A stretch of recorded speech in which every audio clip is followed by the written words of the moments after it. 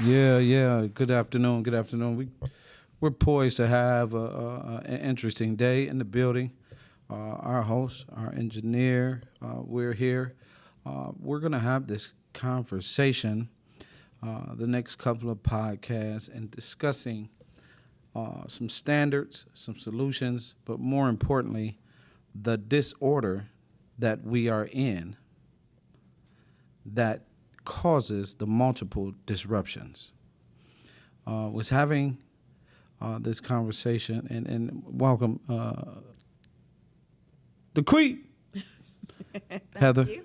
is in the building, um, and our engineer today is my man, the Boogie Man, Miles Dixon, and I was having this conversation, and as I'm sharing this information, we have a number of things in the black community that we're often challenged with to live with, and some of the things that we can see when we look outside of the culture, we see other cultures in a certain way thriving, and we oftentimes you hear what they say, what we can't do, right? We hear that. Right, we hear this mindset that what we are and how we'll never be. We hear all those things, but then statistics like the recent statistic came out that um, children under the age of 18, 70% of the children under 18 are living in two-parent households, which means the children are growing up seeing and being responsible. There are more marriages than there are divorces, and that continues to climb. But I wanted to have this conversation. It was a very serious conversation for me as I was having this conversation with my wife. And I was explaining how, to me, the disorder is what has caused the disruption. And when I say that, I'm saying that when you go look at the statistics and you evaluate the statistics from the bottom up, and the one thing that you see that is consistent within our culture is the disorder. We see how the investment in our women and the divestment in our men. I've spoken on several podcasts about how the we have two different economies, if you will. We've had the conversations on how important family is, right? We're having these conversations about wealth, right? As if we're new to wealth, right? We're having the conversations, all these conversations around these things, right? But the one thing that keeps popping up is the dependency of the culture on racism. The term, the demonic use of it, the liability of it, and the reasons for what certain things are not, right? And as I keep looking at the statistics and the information and the situation and being involved in the community, I had this conversation. I said that we are out of order. Now, I've been talking about we have out of order just based on working with males and youth for the last 37 years. We all have seen with our own eyes how supposedly that, the male species is not owning up to his part within the culture. But then I took it further and further back. And what I've seen and you hear in conversation is the dependency of mama. We hear that term. We hear the term also of my mother is this and my mother is that. And I wouldn't be this without mother and these statistics, right? And we had the conversation that Big Ma couldn't be Big Ma without Big Pa. And so for centuries, we have denied the power of order and appreciation for our men, which I said that's why men look for other places to feel valued.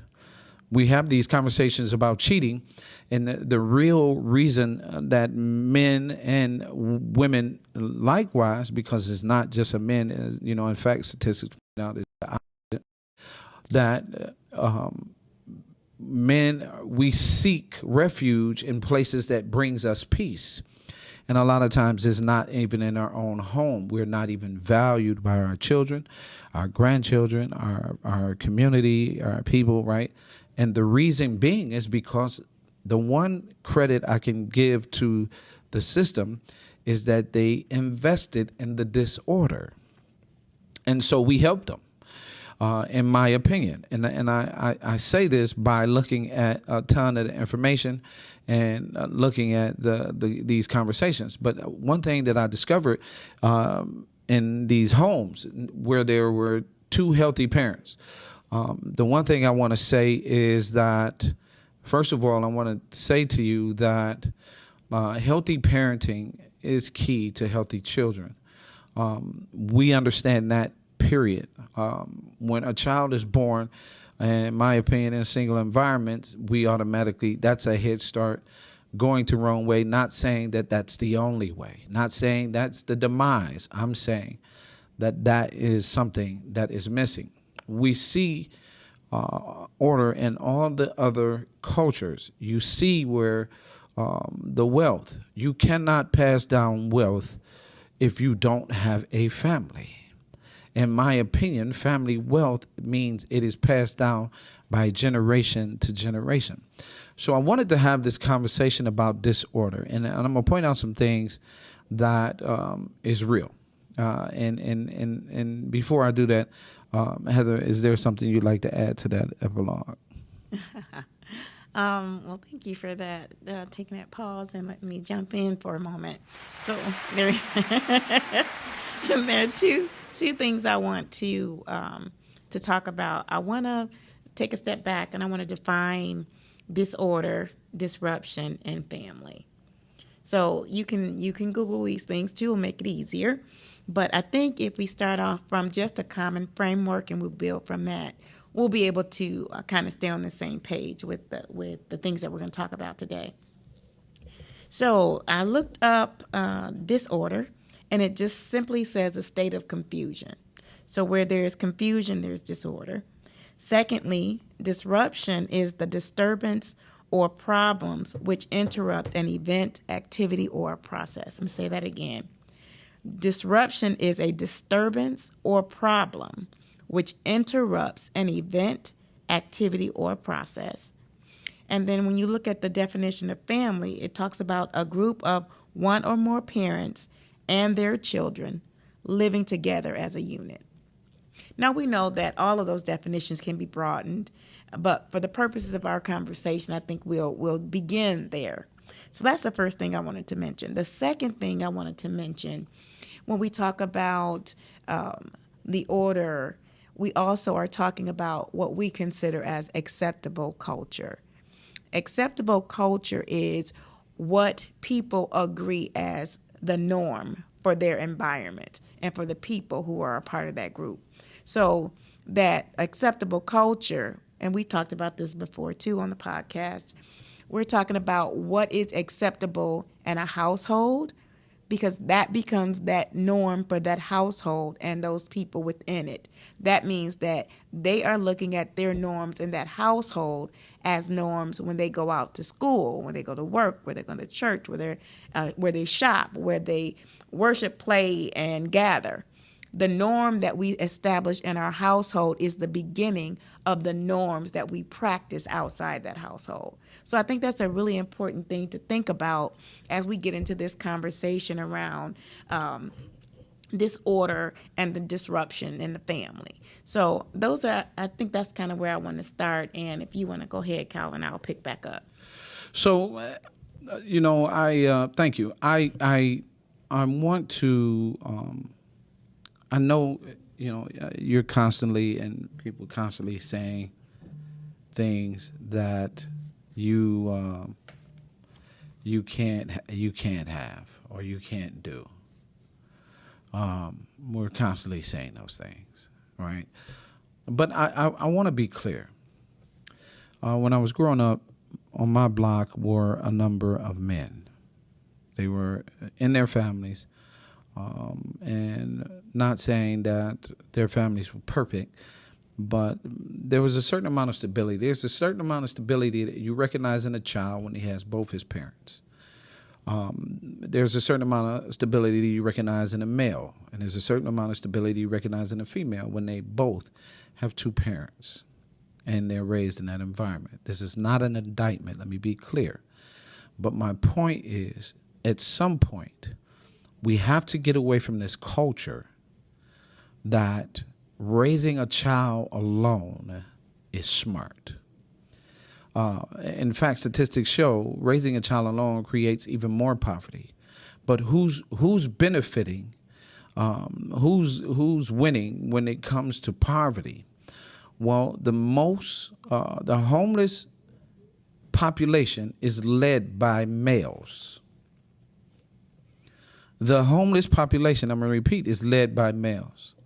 The number of things that males are faced with right now, and when we look into the data, when we look at murder, single household, when we look at rape, single household, when we look into the fatherless home situation, right? And then when we look at how culturally, how we blame one another, right? That, somehow that the black man, he is no good, right? And somehow the black woman, she's no good, right? But the black family is seen and left, and there are so many major outcomes that we're missing. And so one of the things that I wanted to talk about, this first part, was about a standard. We need to set standards as a culture, and our standards can't be set in niggerism.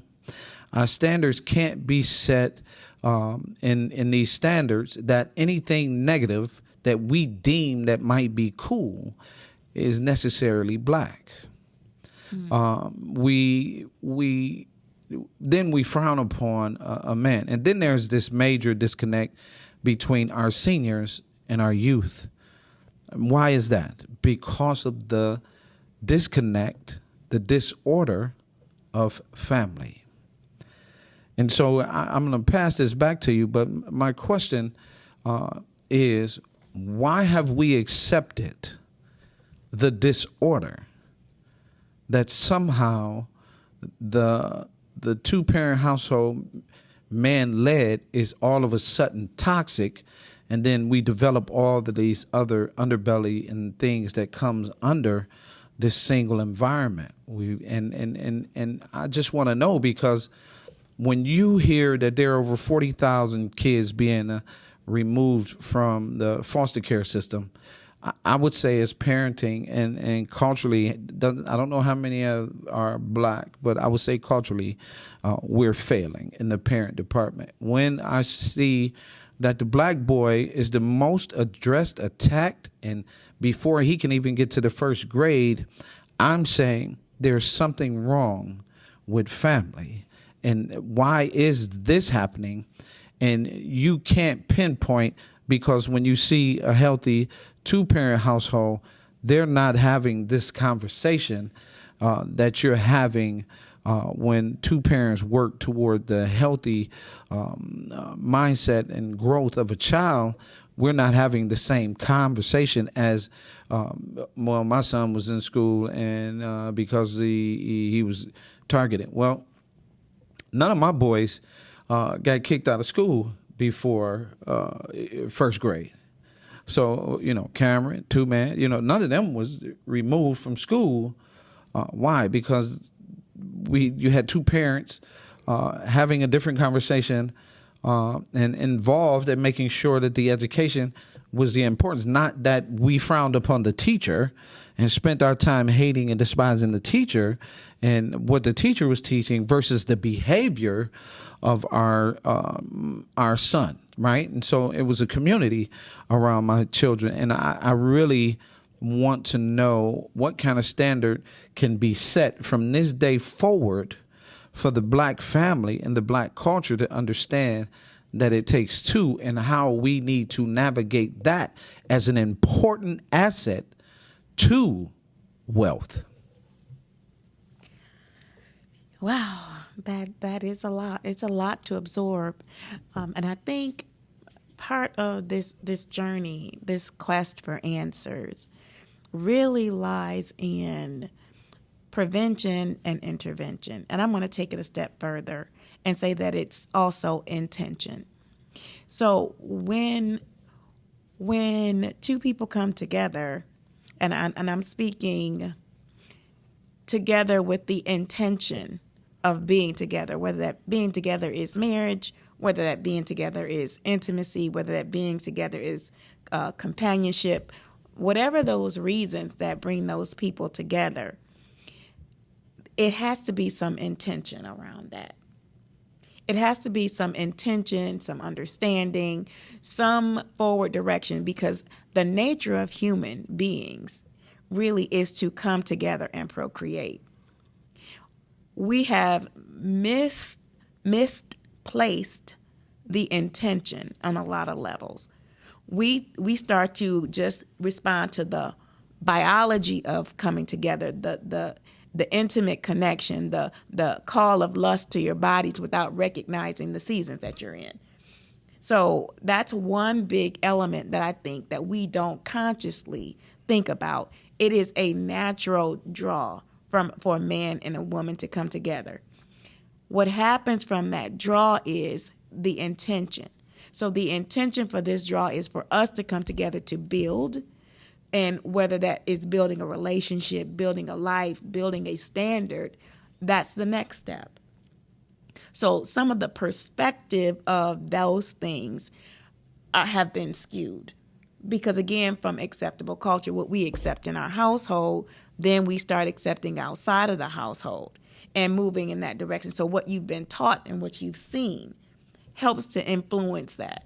And so, but without the intention, then we get into the areas that you talk about in terms of disorder. So we have to put I think one of the first steps to move forward is to put our intention into what it is that we're trying to set up as our norm. What are we trying to build? If we're just trying to build, the fulfillment of just what happens with your body when you desire someone, we're kind of off with that.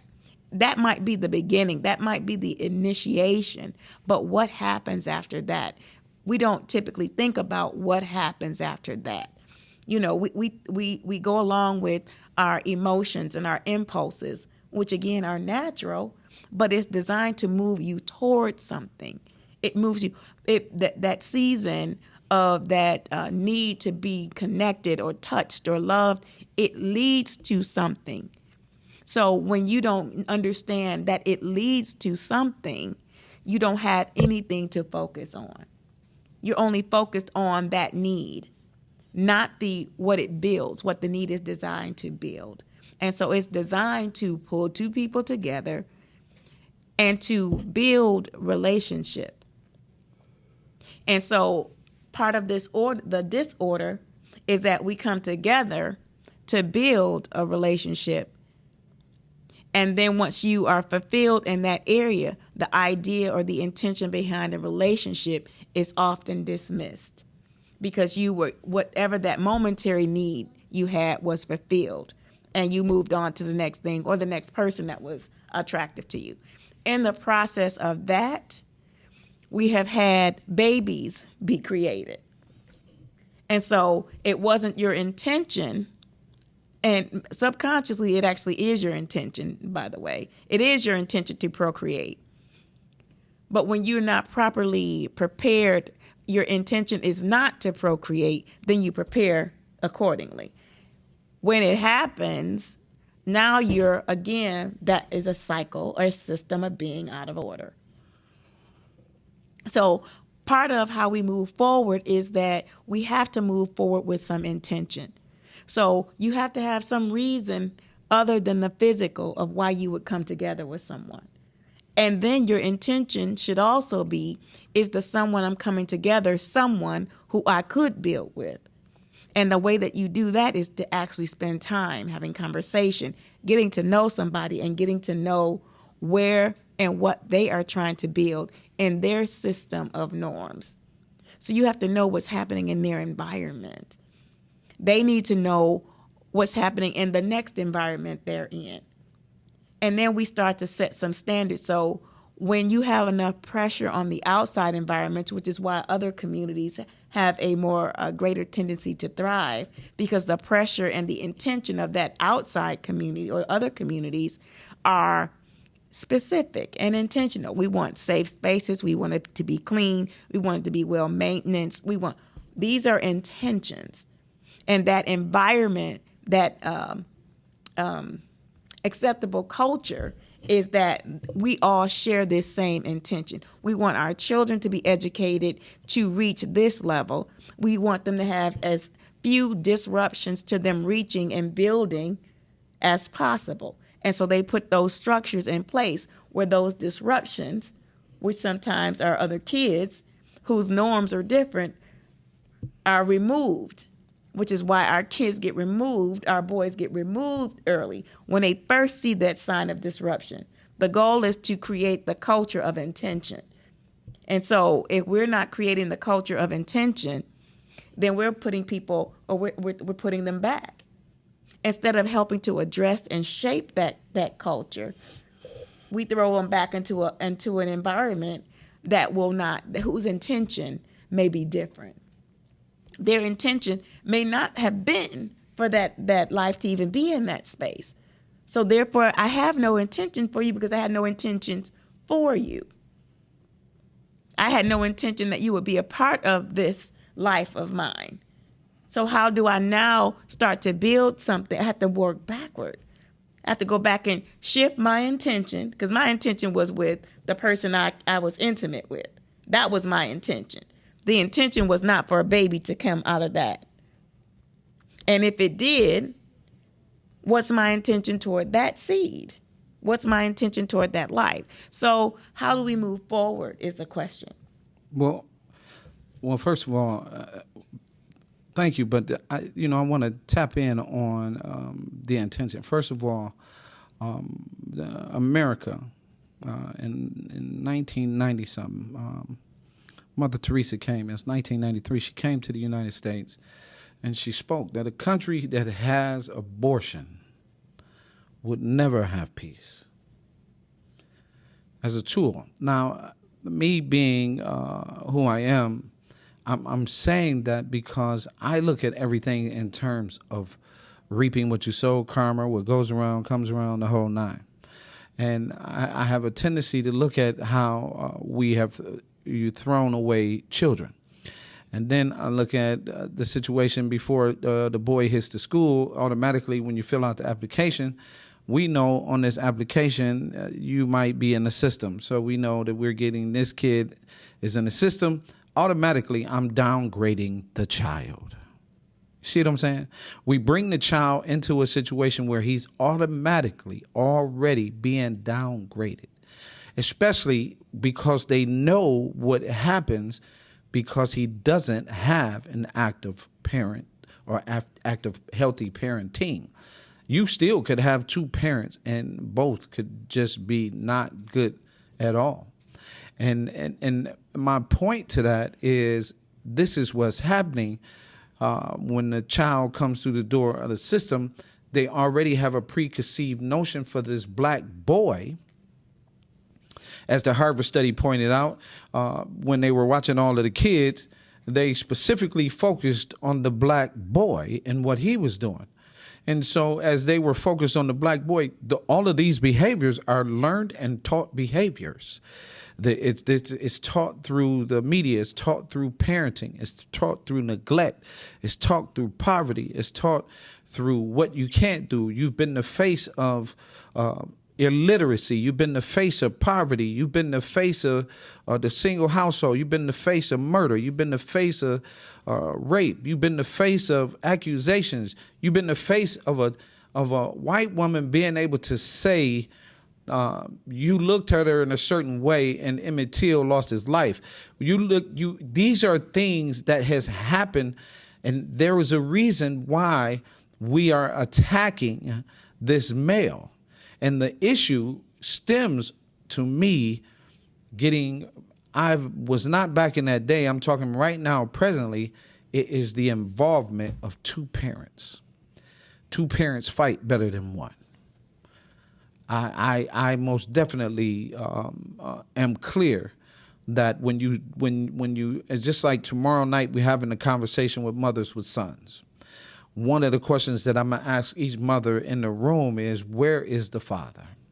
And I can guarantee you, when I ask, where's the father, there are going to be a number of pieces of information. He's locked up. He just don't want to be in his kid's life. He ain't no good. I don't want him around him. He don't know how to talk. He's just right. We're going to hear a number of reasons why this child's father is not in his life. But then when we say, well, how's the daughter? Oh, she's doing great. She's on her way to medical school. She's about to be a doctor. She's going to be the CEO. She got her own business. She's doing this.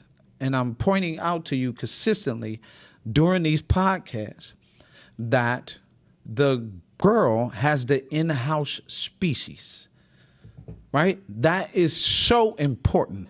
So the boy doesn't get to model a male. And I'm not blaming women. I'm blaming men. It's just as I spoke on Father's Day. It makes no sense that we yell and scream and call black women queens, but she can't get married. She's the most divorced and the least married. And yet we scream, I love black queens. Well, why your ass ain't married to one? And why you not helping raise your family and bringing one into a whole nother space? What is the problem? And so when I see these things, because I was just telling a 17-year-old male who asked me, is it possible? Is it possible to have two parents be thriving in a household? I said, America can afford for mothers and fathers to be successful. We do not have to be failure. One doesn't have to own or be the one or the only breadwinner. You can have two. One doesn't have to just have the vision. You can have two people with a vision. As long as you have mutual respect and love for one another, you can build together. We got to get out of this space, right? Dr. Pate talked about men, the one thing that he didn't understand about black men, and how a black man will leave a good relationship to go to have control over a woman that doesn't even compare or compete or come to the level for which the woman you left. But you downgrade to have a certain amount of control. That's a poverty mindset to me, right? Because it's so important, right, that we have healthy examples for our children. And I get it. Don't get me wrong. I get the miscommunication. I get the disconnect. I agree with you on the whole process about I said on one of my videos about you have to understand and be careful with who you lay with to have a child with. You have to be in a place, because wherever position that you are in when you give birth to this child, that is what you are producing in your seed.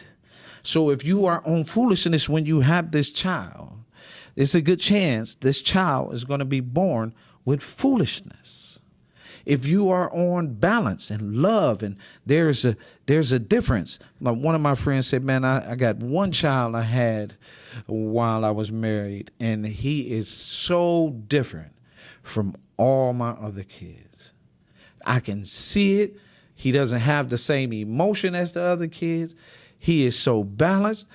He's excellent in school. Yeah, but you were in a good place when y'all had this child.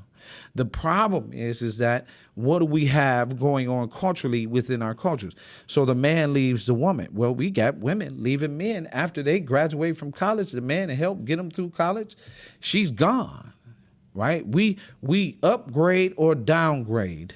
And these are the things, because we are not understanding or having mature, accountable conversations to, okay, I messed up. If I'm telling you that I love you and I'm showing you this action, I can be corrected. I can be corrected, just as I with my child. I'm out of line, or I'm this. We are not doing this successfully as a culture. Our standards are in foolishness. When the statistic came out that we bought more Mercedes Benzes, we're headed in the wrong way. And it's not that I'm saying that you can't have a Mercedes Benz. I'm saying you don't even invest in your children as a culture. And that's what stands out to everyone else watching you. So why should they care if you don't care about just investing time into your child? So in other words, why are our children walking into schools and cannot read? That, to me, is parenting. Well, indeed, there are a lot of places where we need to get more involved. So there are multiple entry points. I think that's important for people to understand, and that you can have a reset. Because this is your behavior or decisions of the past does not mean that it has to go past today. That means that you have tomorrow to reset. If you're gifted tomorrow, then you should always be looking at your reset. How can you forever strive to be better, to get better, and to also pull those who are in your circle, which is first your family. If your children, how do you now help them reach a next level? Some of that is modeling. So if you haven't seen it, then you need to be looking for that model. We tend to absorb a lot of energy and ideas and efforts from social media. But it doesn't come with the instruction book. It comes with just an image and not the instruction. So everybody's path is going to be different. Everybody's instruction book may be different too, but it's also something that you might see in someone. That means you have to be looking for people who have a certain standard to see what they're using to model that standard. Wherever you can find it is the first step. The second step is, where does the value come from? Once you find it, now what is the value that you want to share or that you want to gain in a way that's healthy for you, healthy for the environment that you're living and thriving in or surviving in? It needs to be a healthy environment. It has to be a healthy shift. So you know what an unhealthy behavior and an unhealthy emotional state is. The idea is to shift that to a healthy emotional state. And if you don't know what that is, that's what you should be looking for on Google, or looking for in mental health services, or looking for in people who you want to model. So that means that you might have to shift or change your circle and change what you're seeing every day. Because fortunately or unfortunately, those things that you keep in front of you all the time are giving you messages too.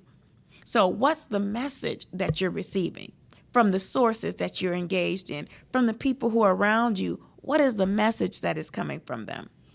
What is the message how are you feeling and pouring into yourself?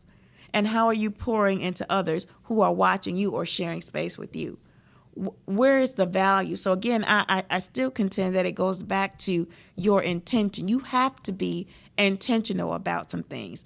You have to be preventive about some things. That means you have to stop some things, some behaviors, some ways of thinking. There's intervention, meaning that you may have to step in, or you may have to allow someone to step in to help shift the direction. But most of all, and the most important, your intention. What is your intention? Is your intention to build a family? Is your intention to build wealth and generational wealth? Is your intention to express, live, show, feel love at a level that's healthy and engaging for you and for those around you? you have to have some intention, meaning that you have to feel and be poured into, and also pour into others those things that you want to see for yourself. Yes.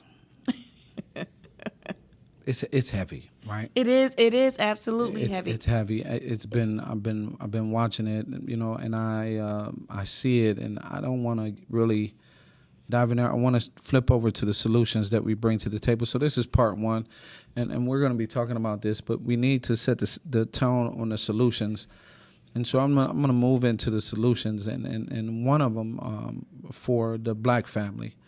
And I'm in the position to say this, and I'm going to continue to raise the bar on this, regardless to what room I walk in, right? Regardless to the room I walk in, because when you see me, I am black. I represent my culture. I am black, right? I am very big on diversity. I'm very big in what God say do.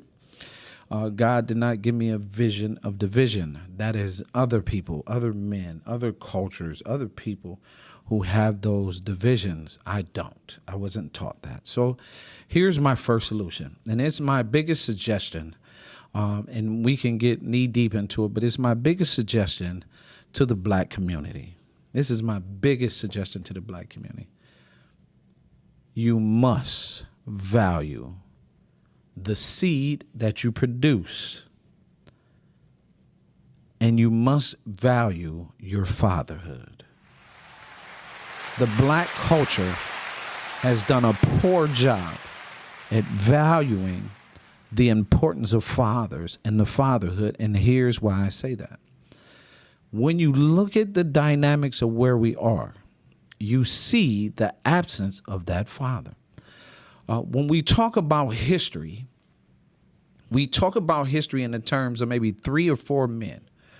You talk about it in Elijah Muhammad, you talk about it in Marcus Garvey, you talk about Malcolm X, you talk about Martin Luther King, right? You do not raise the bar or the value on the successful black men.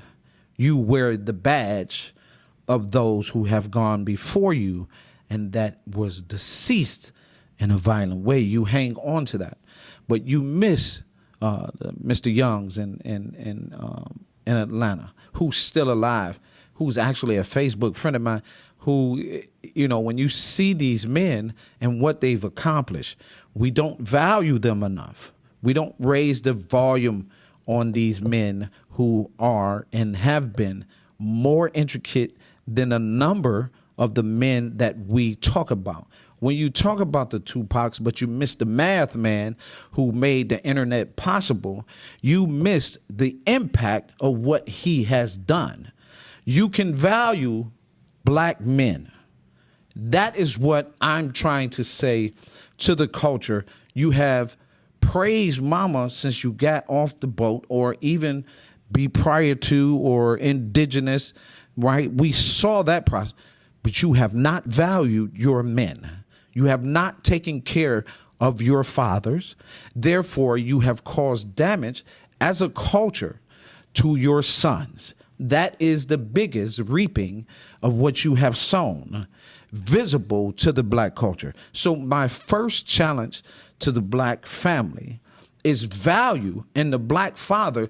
Get your shit together where you can say, lead, and guide your families out of these turmoil situations. I can't say the word tumultuous. Did I say that right? Yes. Right? These situations, because, again, we didn't get handed a playbook already that wasn't fair, and you turning on the actual man that gave you life, these men, is too much wisdom. And I see y'all in church, but y'all miss the fact that God said he put the wisdom in the man. And so when a man is telling you certain things, he is using his protective, his natural skill to protect you, but you don't listen. And you've been taught not to listen to him or value him. But then Just when you turn the corner on the Bill Cosby's and they showing you things like that and the parenting and the different groups, and he showed you how fatherhood was on, right? We let the system come behind and we going to turn this man into something. But yet y'all still listen to rappers who push pills, syrup, and everything else on these kids, these women, and the whole nine. And somehow we miss the boat. Why? Because we're missing the boat on fatherhood, which makes it easier for our males to kill each other. That is how you're going to stop violence. You are perpetuating against the male, the very important male that you need. And dad, we have to get out of this area of just blaming mom because she has no idea truly of the value that God has given you. And I'm telling you, we have to work better for us. Black men, black boys, you got to come together and love each other better. And that will most definitely impact your violence. So that's my first challenge, my first solution to the black culture in this message is you have to value your males. It is clear that we supposedly value our females, which is another conversation. But you have to value your males, and men, we got to get out of these the P's, the playing, the procrastinating, the pimping, and the preaching, because not every man was called to be a preacher.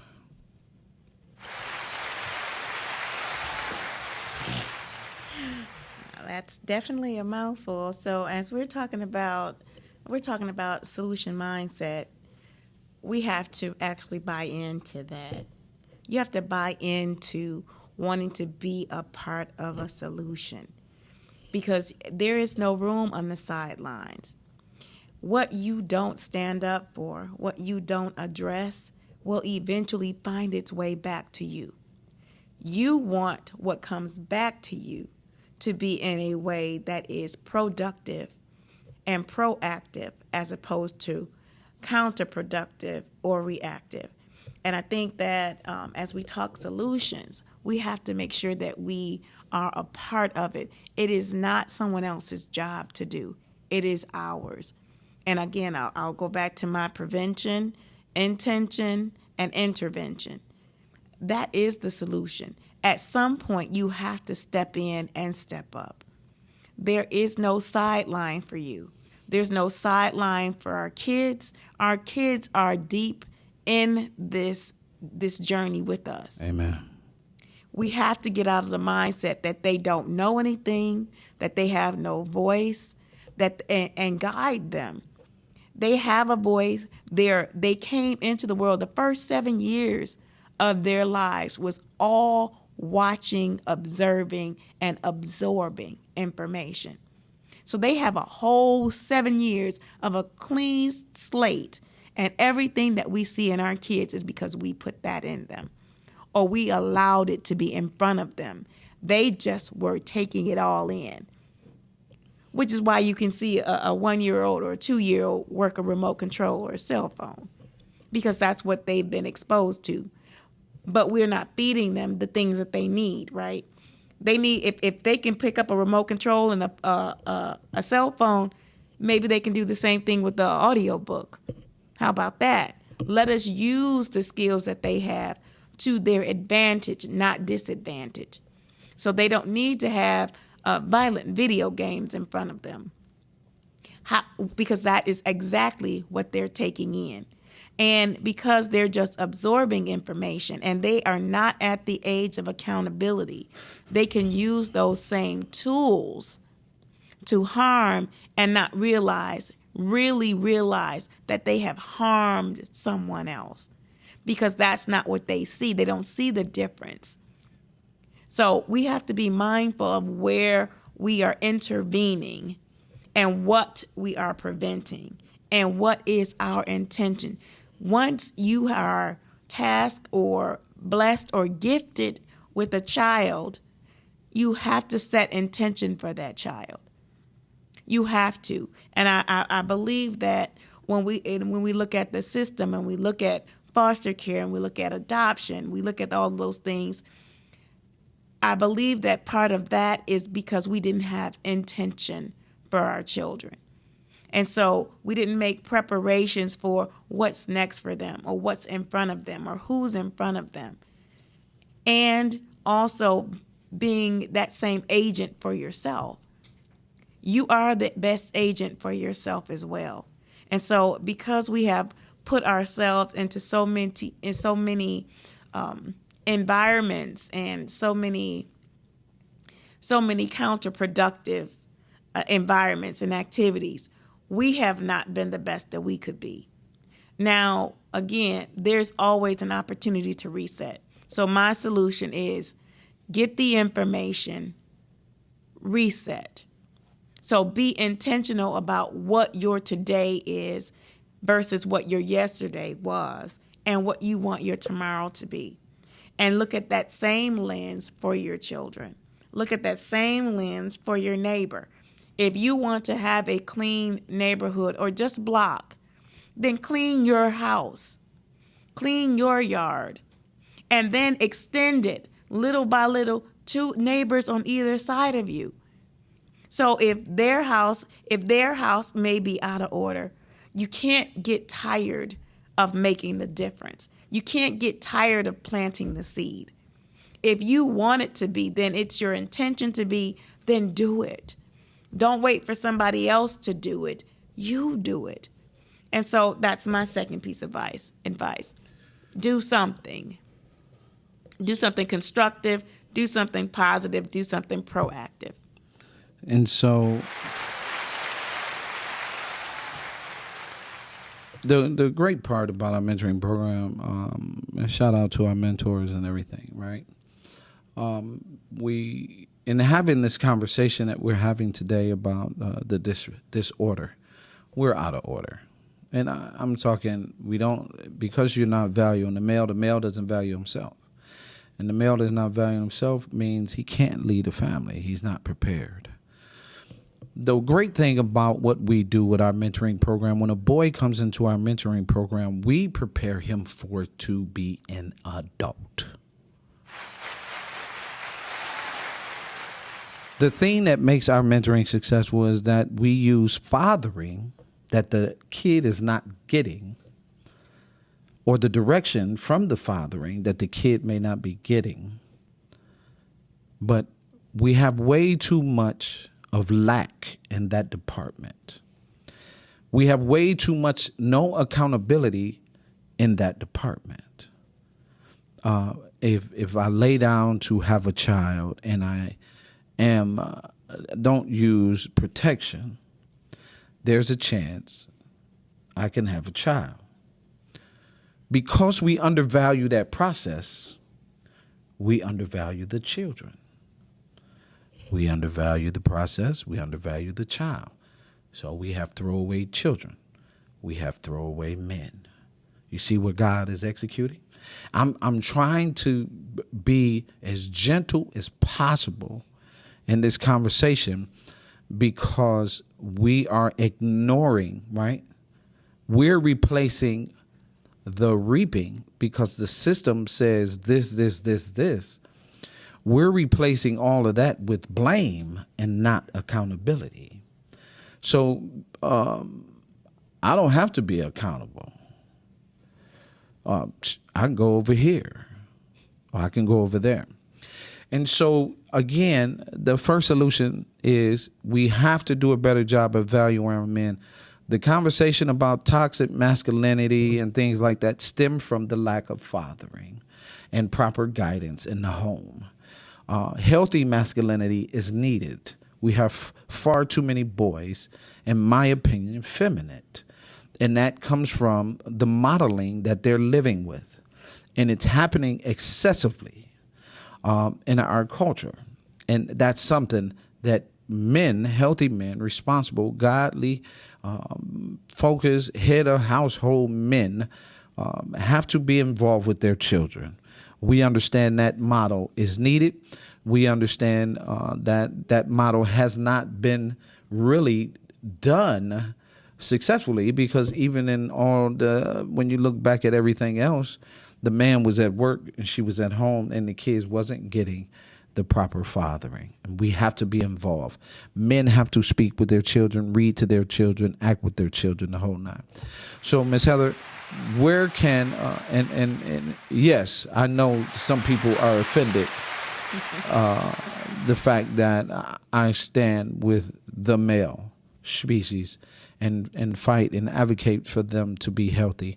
I believe that was my calling and what God told me to do in doing the work for the youth. But Ms. Heather, where can they reach you at? I can be reached at my website at www.yourinspiredjourney.com. That's your YOUR inspired with the D journey.com.